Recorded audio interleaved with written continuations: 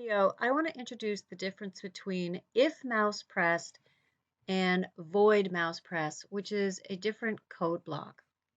And the reason I want to do this is because your homework assignment today or this week is going to be to create these 4 facial expressions with responsive eyes, so eyes that follow you.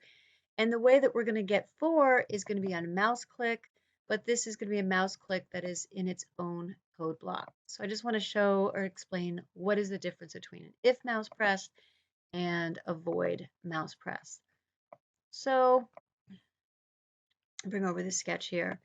If I wanted to have, let's say, an ellipse draw and draw on mouse press, currently what I would do is do an if and then mouse press. This is my Boolean statement, right? Close it out, and in there I'd put my ellipse. And I'd put it with a mouse X and a mouse Y and 50, 50, something like that. Okay, that gives me, as I draw, a continuous ellipse that I can draw with. And that's what we've been doing. But now, what if I had some kind of other shape? Maybe it was, like a bird or a tree or something like that. And I didn't want people to be able to draw continuously with it. Instead, I wanted you to be able to kind of use it more like a stamp. So I have for you on Blackboard this processing sketch, butterfly.zip. So I'd like you to download that and open it up. I already have it over here. And this is what you'll find when you download it and open it up. I have a void draw with an if mouse pressed, and it's basically like my lips, but it's a lot of shapes. So if I press play, and you can see, so I get a bunch of these beautiful butterflies. But what I don't want is I don't want to be able to create that trail. I want someone to just click and just get like one.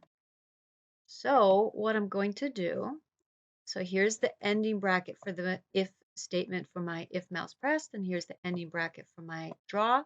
I'm going to create a new code block, and that is going to be void mouse pressed.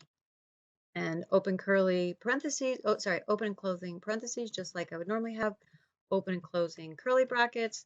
And I'm going to take all of the code that made up my butterfly. I don't need the if mouse pressed. I'm going to cut that out, Control X. I'm going to delete that if mouse pressed. I don't need that anymore.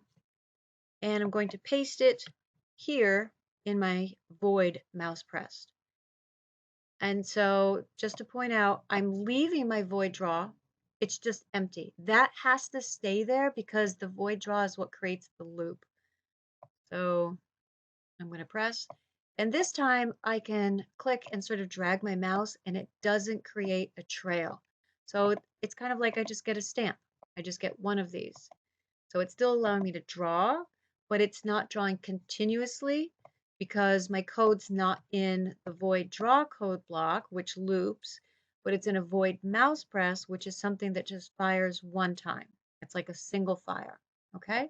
So we'll be using this void mouse press in a couple of other of your assignments coming up.